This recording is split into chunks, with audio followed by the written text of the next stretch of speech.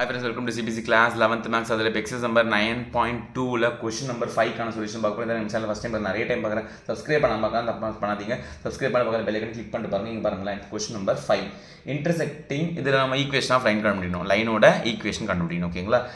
Intersecting the x axis at a distance of 3 units to the left of the origin. அதாவது இங்கே பாருங்களேன், இது என்னோட XY பிளேன். கரெக்டாக? டவுட் இல்லைல்ல? இந்த பிரச்சனை இல்லைல்ல? நம்பலாம்ல? ஓகே. என்னோட லைன் வந்து இன்டர்செக்டிங், அது என்னோட லைன், அது வந்து எக்ஸ் ஆக்ஸை இன்டர்செக்ட் பண்ணதான், அப்படியே அது குறுக்க போதான், டச் பண்ணிட்டு போதான். ஓகேங்களா? X axis at a distance of 3 units from the left of the origin. இது ஆரிஜின். இப்போ இது என்னோட ரைட் ஹேண்டு, இது என்னோட லெஃப்ட் ஹேண்டு. கரெக்டாக? ஆரிஜின்லேருந்து லெஃப்ட் சைடு, அதான் கொஸ்டின் கொடுக்குறாங்க, left of the origin. So அப்போ இங்கே என்ன இருக்கும்? 3 units, 3 யூனிட் தள்ளி இருக்குது. அப்போ இங்கே -1 -2 -3 3 யூனிட், 1 யூனிட் 2 யூனிட் 3 யூனிட் தள்ளி இருக்குது. ஓகேங்களா? இது ஒரு யூனிட்டு, இது ஒரு யூனிட்டு, இது 3 யூனிட். அப்போ இந்த -3ல் இன்டர்செக்ட் ஆகிட்டு போதும் லைன், அப்படியே டச் பண்ணிட்டு போதும்.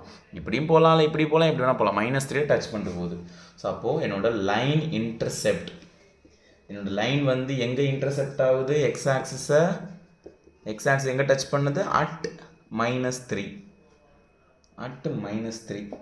அப்புறம் கொஸ்டினில் ஸ்லோப் கொடுத்துட்டாங்க. ஸ்லோப் என்னவா? -2. எல்லாமே மைனஸ் மைனஸ் ஆகிக்குது. சரி, ஒன்றும் பிரச்சனை இல்லை. ஓகேங்களா? இப்போது இங்கே பாருங்கள், இது ஒரு ஃபார்முலா இருக்குது, ஜஸ்ட் ரீகால். என்னென்னா, இஃப் இன்டர்செப்ட் வந்து எக்ஸ் ஆக்சிஸை நடந்துச்சுன்னா, வெறும் எக்ஸ் ஆக்சிஸை மட்டும் டச் பண்ணி இன்டர்செப்ட் ஆச்சுன்னா, if intercept is on x axis நடந்துச்சுன்னா, அதுக்கு நமக்கு ஒரு ஃபார்முலா இருக்குது, ஈக்குவேஷன் ஆஃப் லைன் கண்டுபிடிக்க. ஈக்குவேஷன் ஆஃப் லைன் என்னென்னா, y is equal to m into x minus d. So எம்னா என்னோட ஸ்லோப், வேர் இங்கே எம்ங்கிறது என்னோட ஸ்லோப்பு, டிங்கிறது அந்த இன்டர்செப்ட் பாயிண்ட்டு.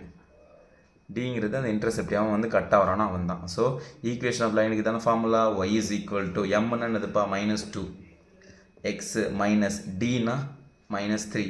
நல்லா பார்த்துக்கோங்கப்பா, அந்த ஃபார்முலா நோட் பண்ணி வச்சுக்கோங்க, ரீகால் பண்ணி வச்சுக்கோங்க.